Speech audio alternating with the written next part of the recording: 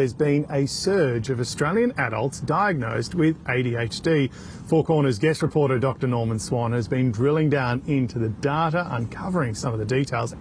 Now, what did you uncover?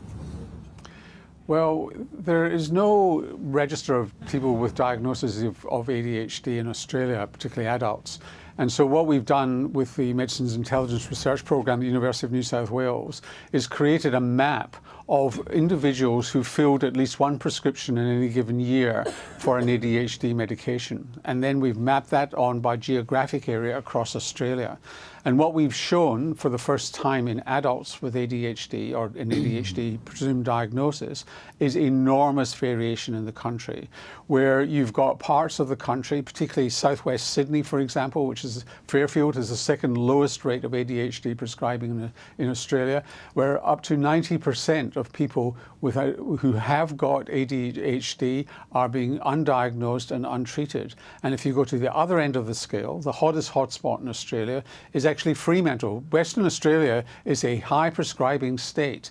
And if you look at Fremantle in Western Australia, our data analysis ends at June 2024, 4.4% of adults in Fremantle were filling scripts for ADHD medications. But in fact, if you go to women under 44 and update for current levels of prescribing, it's up to 8%, when the actual level is around about 2.5% to 3%. Right, so why has Fremantle emerged as the ADHD capital of Australia? Well, and it's not alone, by the way. Other states have high prescribing areas as well. Historically, Western Australia had very high rates of prescribing in children, probably over the top in children too. So ADHD is probably more accepted as a diagnosis, less stigma about it.